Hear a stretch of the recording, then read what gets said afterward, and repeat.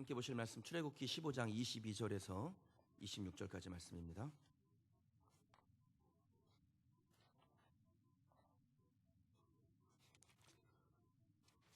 출애굽기 15장 22절에서 26절까지 말씀.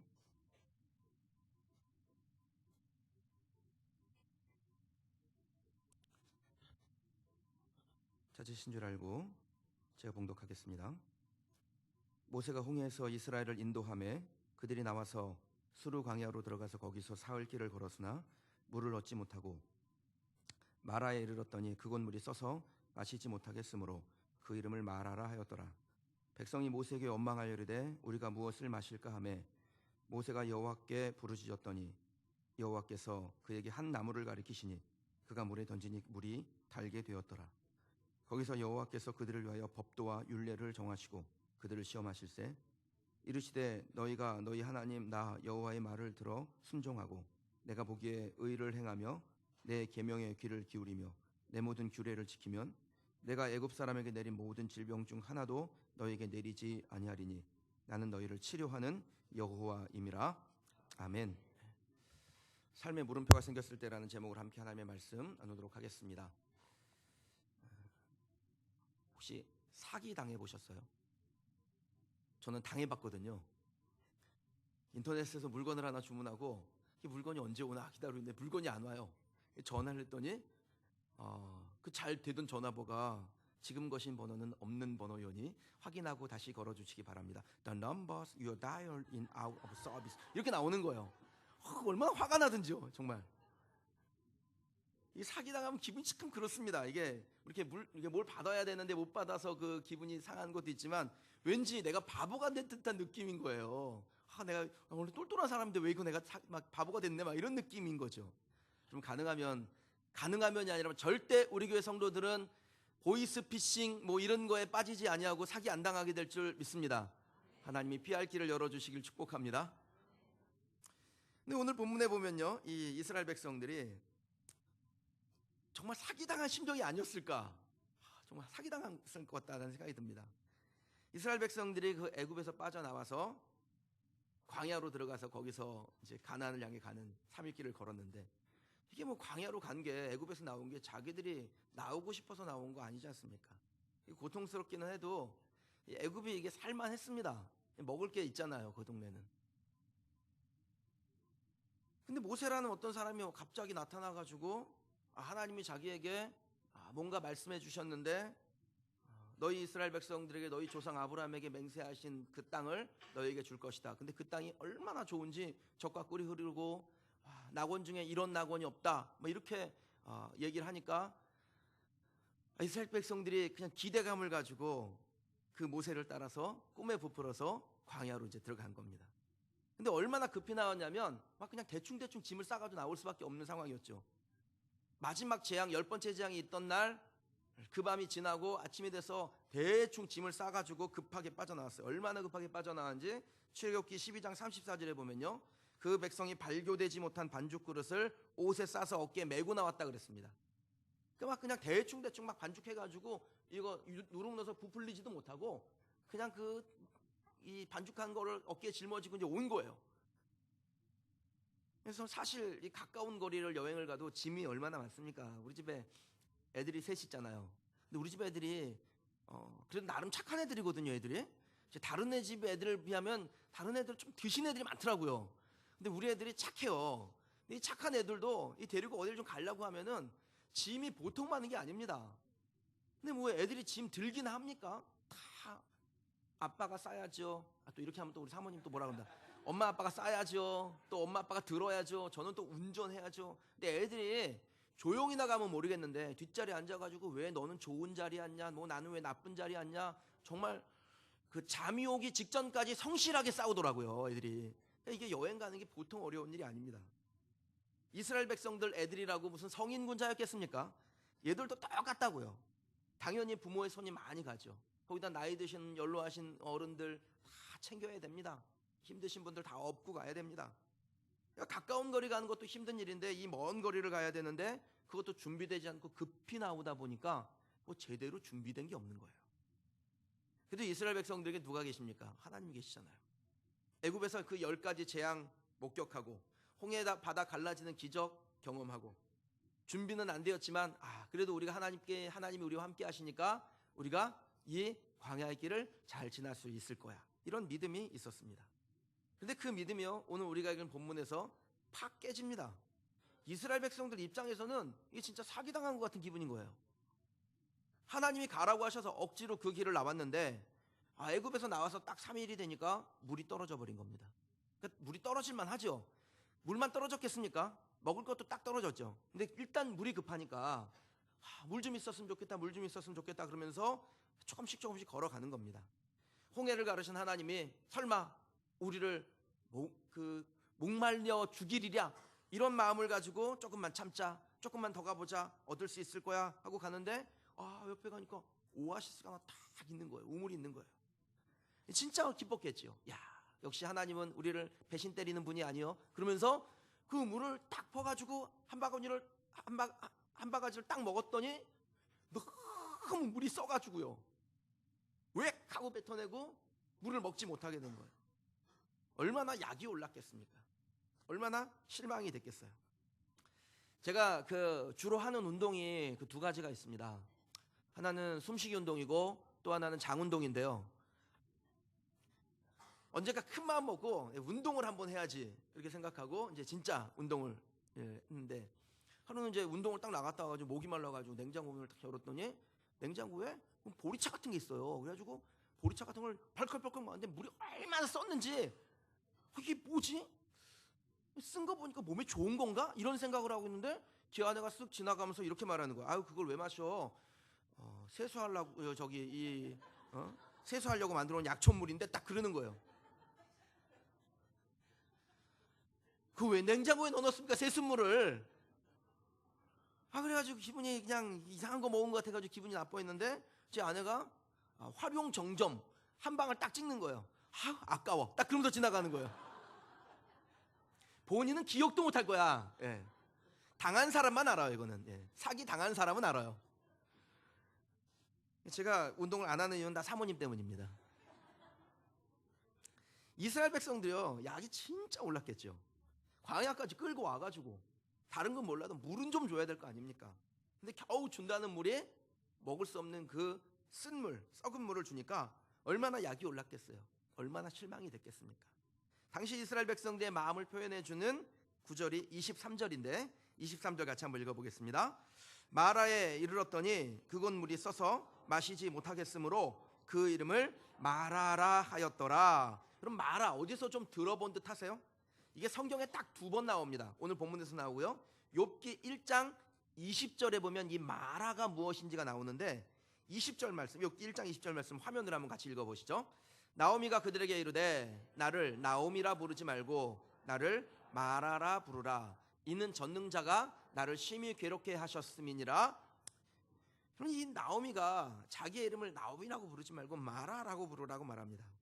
이스라엘에 그 가나안 땅에 이제 사사기 시대에 엘리멜렉이라는 사람하고요 나오미라는 사람이 결혼해서 한 가정을 이루고 이 부푼 꿈이 있었어요. 야, 우리가 이 가나안 땅에 살지 말고 옆나라 모압에 가서 우리가 한번 보란 듯이 성공해보자. 그리고 모압 드림을 딱 꿈꾸면서 모압 땅에 갔다가 거기서 완전 쫄딱 망합니다.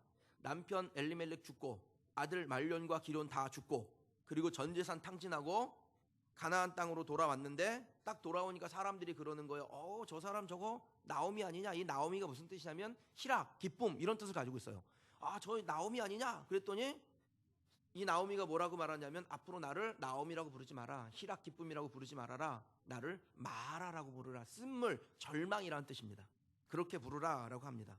그러면 이스라엘 백성들이요 인생을 살다가 가장 실망스러운 일을 만났을 때 그때 느끼는 감정이 마라입니다. 그러니까 진짜 기대했는데 그 기대가 허물어지고 도대체 출구가 나타나지 않냐고 답답한 그 상황에서 느끼는 감정이 뭐야?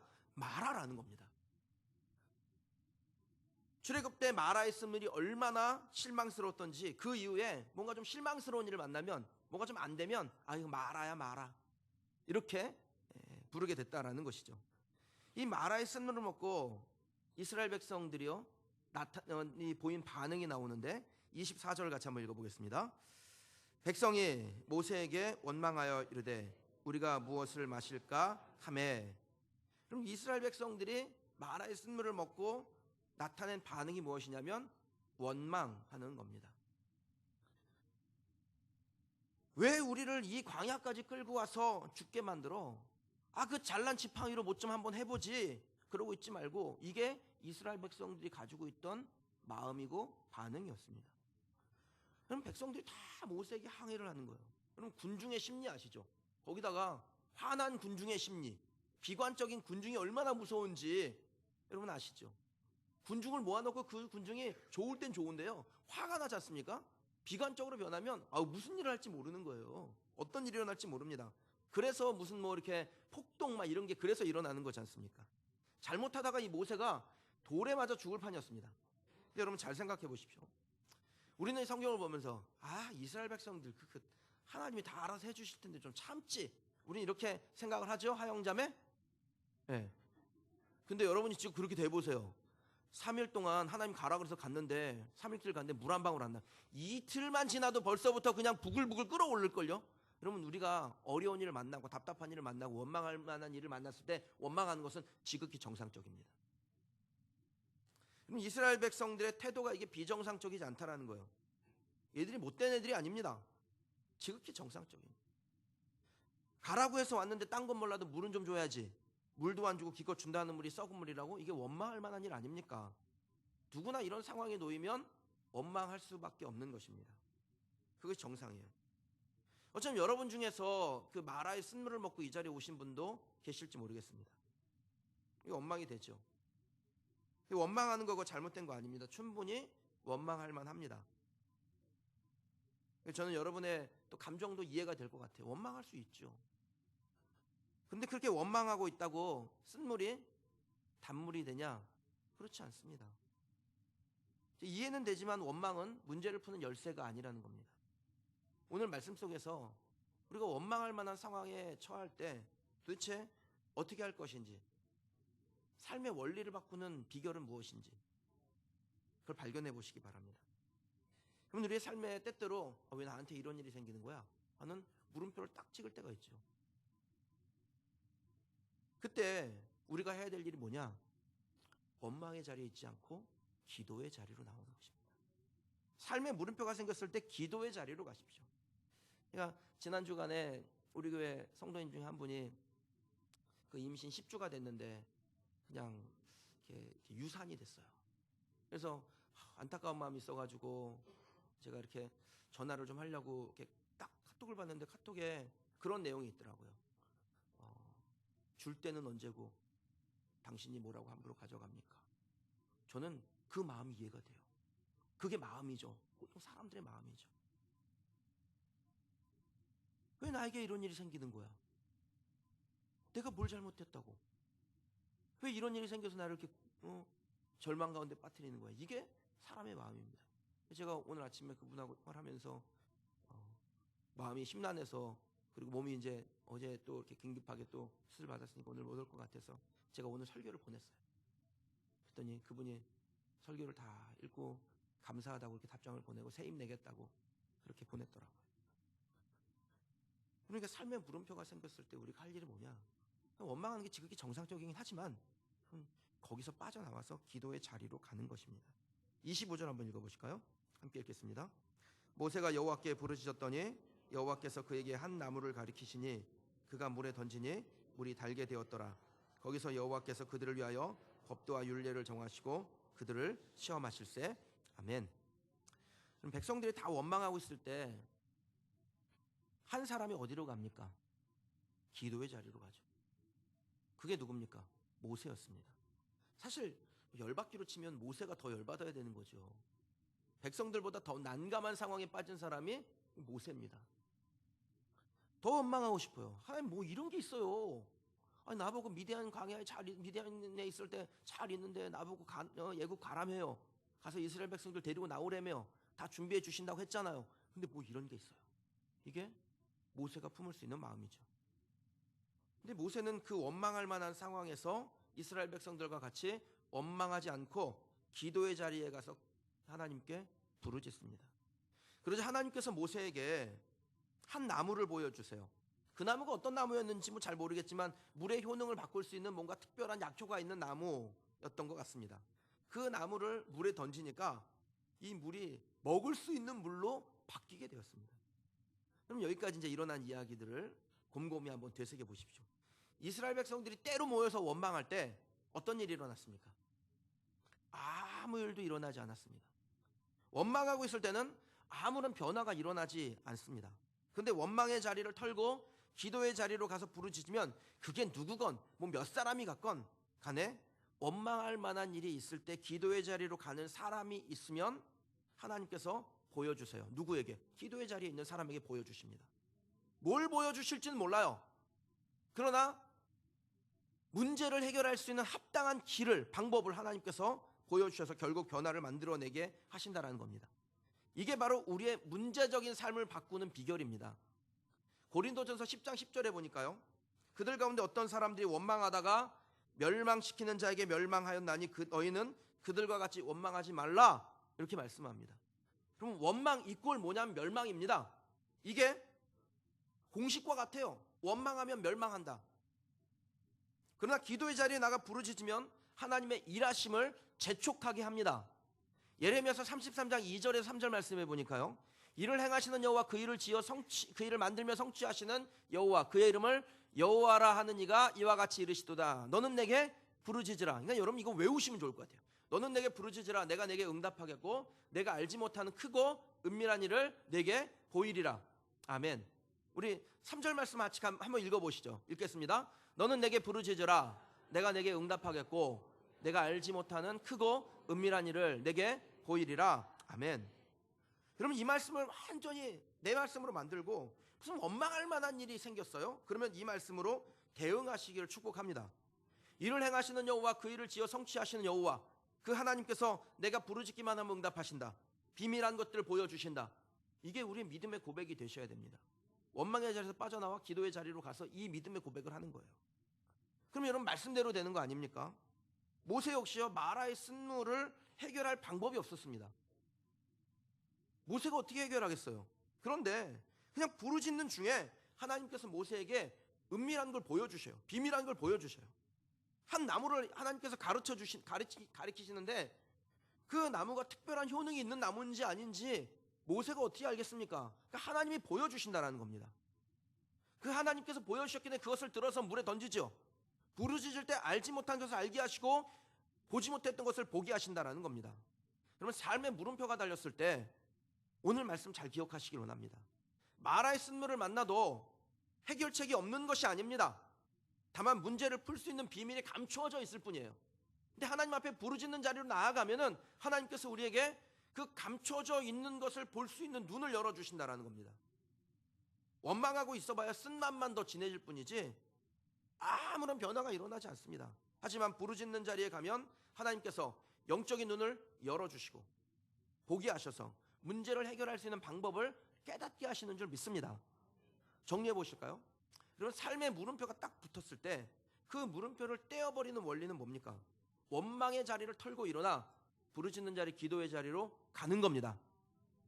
사람의 감정은 원망의 자리에 쫙 머물러 있게 해요. 붙잡습니다. 딱 붙잡아요. 움직이지도 못하게 해요. 그런데 거기서 그걸 끊어내고 기도하는 자리, 부르짖는 자리로 가면 하나님께서 뭔가 길을 보여주세요. 생각지도 않은 길을 만나게 하세요. 원망의 자리를 털고 일어나 기도의 자리로 옮기는 것이 살 길입니다. 제가 아는 한 장로님이 계신데 그 장로님의 형님이 진짜 부자였습니다. 워낙 기댈 데가 없으니까 늘 형이 한번 도와주면 좋을 텐데 안 도와줘가지고 하고 원망을 하고 있었습니다. 그러던 어느 날 하나님의 말씀을 탁 읽다가 삶을 바꾸는 원리가 뭔지를 깨닫게 됐어요. 그리고 원망을 버리고 딱 기도하는 자리로 갔습니다. 그리고 기도한 자리에 가서 금식 기도하며 하나님을 만나고 그리고서는 다시 돌아오니까 하나님께서 생각지도 않은 곳에서 막 길을 여시는 거예요. 눈을 열어셔서 내가 예전에는 생각지도 않은 것들을 생각하게 하시고 만나지 못했던 사람들을 새롭게 만나게 하시는 거예요. 그래서 축복의 통로를 발견하게 되었습니다. 저희 아버지 얘기입니다. 한 번은 저한테 그런 말씀을 하신 적이 있어요. 내가 조금만 더 일찍 인생을 바꾸는 원리를 깨달았다면 얼마나 좋았을까. 그럼 지금이라도 삶의 물음표가 달렸다면 그 물음표를 기도의 자리에서 떼어내는 법을 깨달으시길 바랍니다. 그게 축복입니다.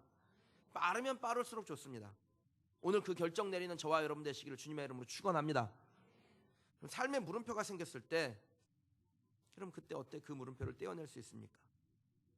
삶의 물음표가 딱 생겨가지고 내 인생에 왜 이런 일이 생긴 거야 막 이런 마음이 들 때요, 그때 하나님 앞에 이렇게 구하십시오. 하나님, 내가 축복의 통로가 되기를 원합니다. 하나님, 내가 축복의 통로가 되기를 소망합니다. 그 삶의 물음표 앞에서 이 고백을 하는 것입니다. 쓴물을, 그 마라의 쓴물을 단물로 바꾼 사람이 누굽니까? 헷갈리세요? 안 헷갈린 건데 이거 잘 곰곰이 생각해 보세요. 마라의 쓴물을 단물로 바꾼 사람이 누굽니까? 모세죠. 그러면 그 쓴물이 단물로 바뀐 다음에 그 물을 먹은 사람은 누굽니까? 누가 먹었습니까? 이스라엘 백성들이 먹죠. 물론 모세도 먹지만. 이스라엘 백성들 원망했다고 물 먹을 자격 없다고 손가락만 빤 거 아니었습니다.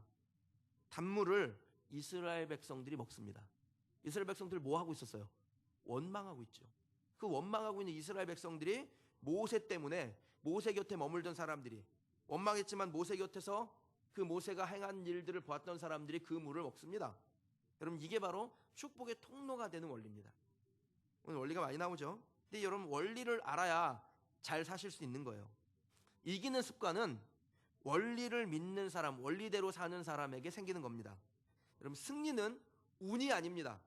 세상 사람들이 운칠기삼이란 말 하죠. 운이 7이면 기술이 3이다. 이런 사고를 가지고 있기 때문에 지는 습관이 생기는 겁니다.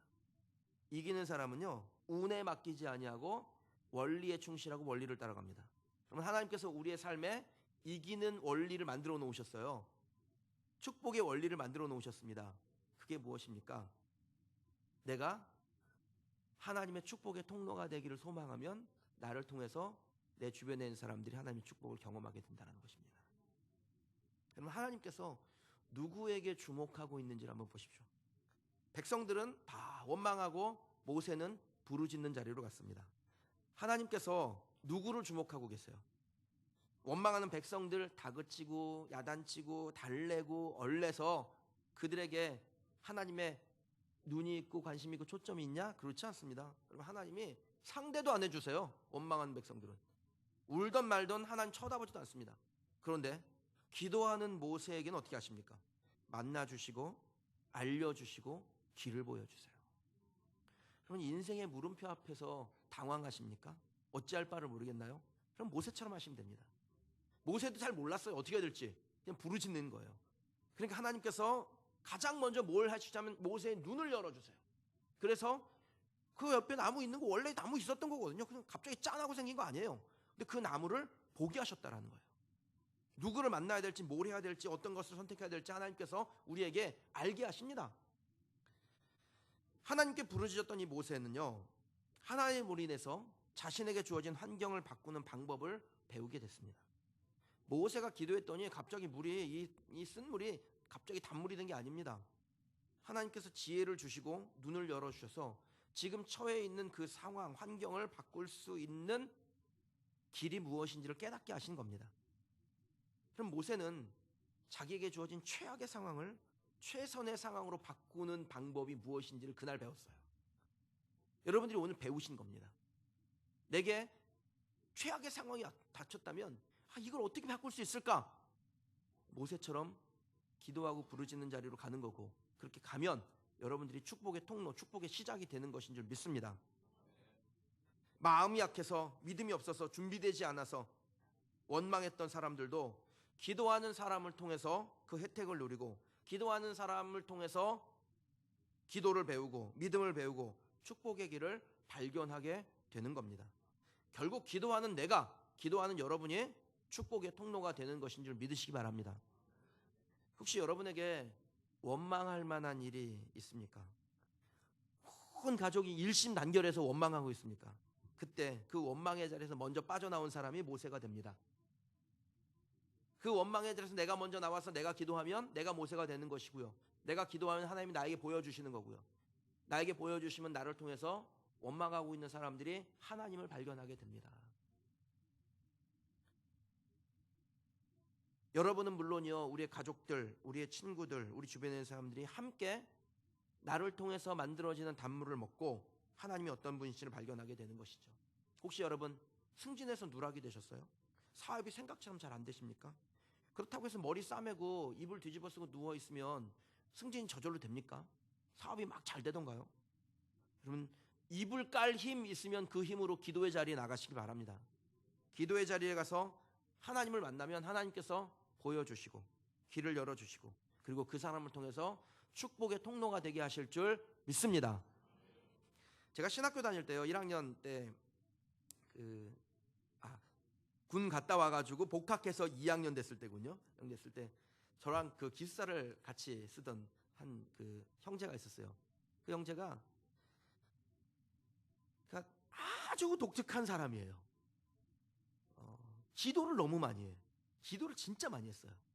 근데 우리가 보통 이제 새벽에 새벽 예배 드리려고 이제 기숙사에서 올라가면 친구는 기숙사에서 그 예배당에서 기숙사로 이불 끼고 내려오는 친구예요.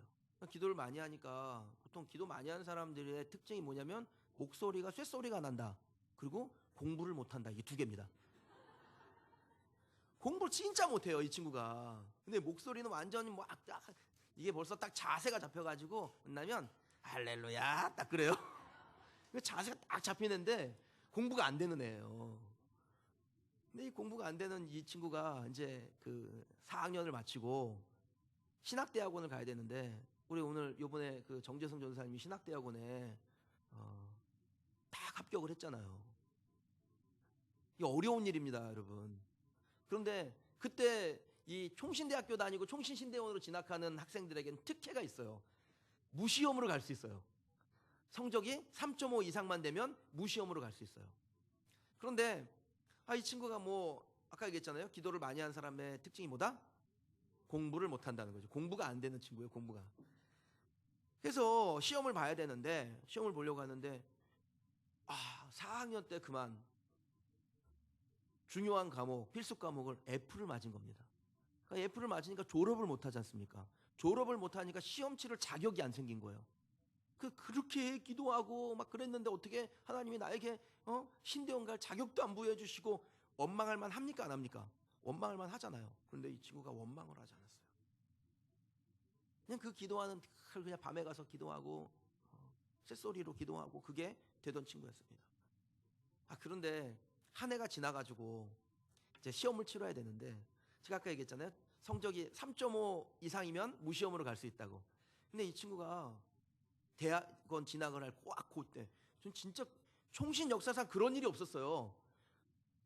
그 무시험으로 진학할 학생이 너무 좀 부족하다고 그 해만 3.0으로 딱 내린 거예요, 기준을.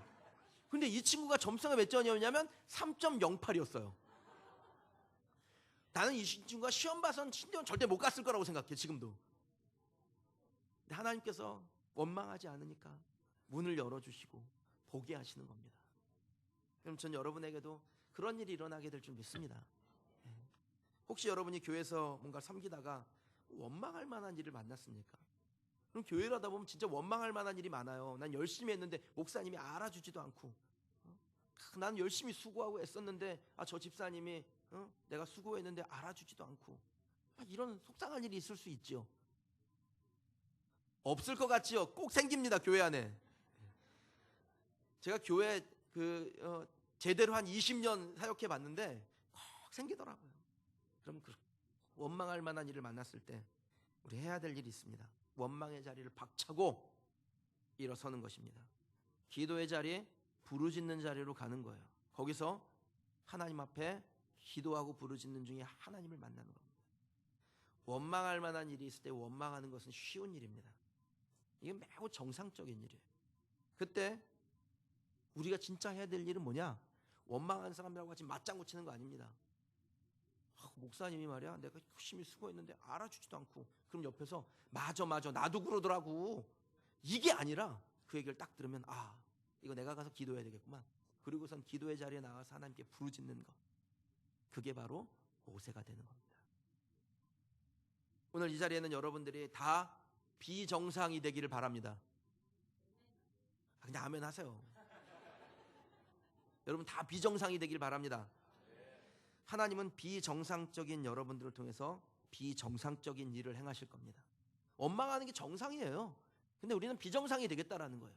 그럼 하나님이 우리에게 비정상적인 일을 하세요. 하나님이 행하시는 그 비정상적인 일을 보고 우리가 뭐라고 표현하면 그걸 기적이라 그래요.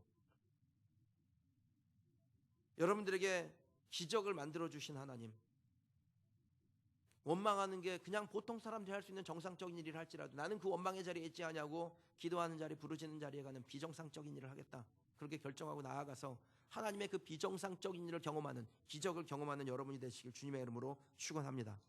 그렇게 우리가 기적을 만들면 우리 주변에서 원망하던 사람들이 함께 그 기적을 누리고 고마울 뿐 아니라 그들도 여러분에게서 하나님의 율례와 법도와 계명과 말씀을 배우게 될 것입니다.